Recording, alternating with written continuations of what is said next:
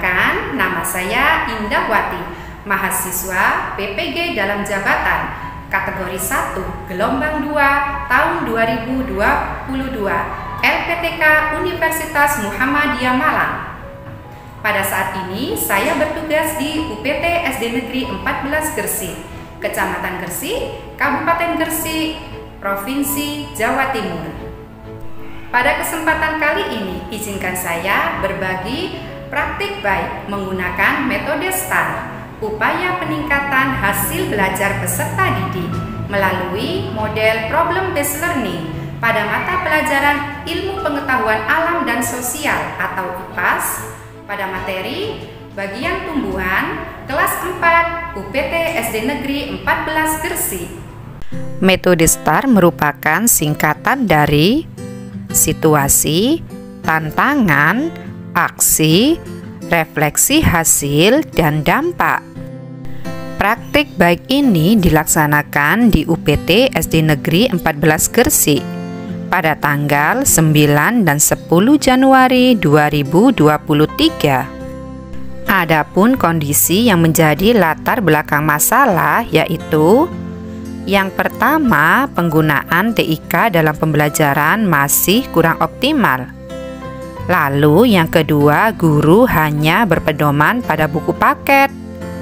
Selanjutnya yang ketiga, media yang digunakan guru hanya berupa gambar dengan ukuran yang kurang besar, sehingga tidak dapat dilihat dengan jelas oleh semua peserta didik. Kemudian yang keempat, model pembelajaran masih bersifat teacher center. Dan yang terakhir, model dan metode pembelajaran yang digunakan guru kurang bervariasi. Berdasarkan penyebab dari permasalahan tersebut, tantangan yang dihadapi guru untuk mencapai tujuan yaitu dalam pembelajaran, guru diharapkan menggunakan berbagai sumber belajar. Lalu, guru harus mampu menyajikan sebuah model pembelajaran yang berpusat pada peserta didik. Selanjutnya, guru harus mampu menggunakan berbagai macam metode dalam pembelajaran. Kemudian, guru harus mampu memberikan media pembelajaran yang disesuaikan dengan minat peserta didik, seperti penggunaan media audio visual. Dan yang terakhir, guru harus mampu menciptakan sebuah kegiatan pembelajaran yang menyenangkan. Nah, langkah-langkah yang dilakukan untuk menghadapi tantangan adalah sebagai berikut. Yang pertama, guru memakai berbagai sumber belajar. Kemudian yang kedua, model pembelajaran yang dipilih adalah yang bersifat student center. Misalnya problem based learning, di mana terdapat 5 sintak pembelajaran.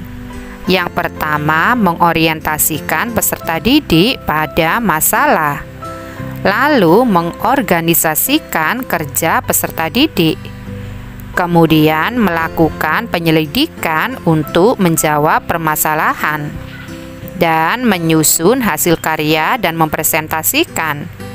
Yang terakhir, melakukan evaluasi dan refleksi proses dan hasil penyelesaian masalah. Selanjutnya, dalam pembelajaran, guru juga memilih metode pembelajaran yang bervariasi, yaitu tanya jawab yang terlihat dalam sintak 1, diskusi kelompok maupun antar kelompok yang tertuang dalam sintak 2, 3, 4, dan 5. Pengamatan terdapat pada sintak ketiga. Lalu penugasan yang nampak pada kegiatan akhir yaitu evaluasi serta sintak 3. Pemilihan media pembelajaran digunakan media yang berbasis IT berupa audio visual dan benda nyata, yaitu daun. Lalu dalam pembelajaran, guru menciptakan sebuah aktivitas yang melibatkan peserta didik untuk aktif menyelesaikan masalah. Dampak dari aksi yang dilakukan yaitu yang pertama, peserta didik aktif dan antusias dalam mengikuti pembelajaran. sehingga pembelajaran sudah berubah menjadi student center. Lalu yang kedua, penggunaan media berbasis IT audio visual mampu menarik minat peserta didik, sehingga mereka lebih bersemangat mengikuti pembelajaran di kelas. Kemudian motivasi belajar yang semakin meningkat juga bertampak pada hasil belajar peserta didik. Hal ini terbukti dari semua siswa di kelas mampu mencapai batas minimal KKM.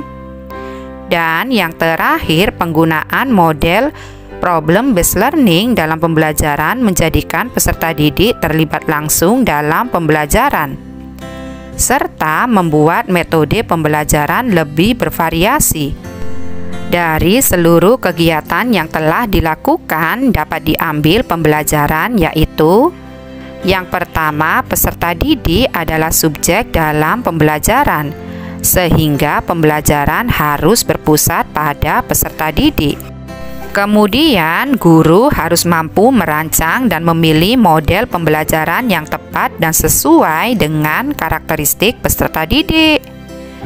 Lalu, guru harus senantiasa belajar hal-hal baru dalam dunia pendidikan dan meningkatkan kompetensi diri.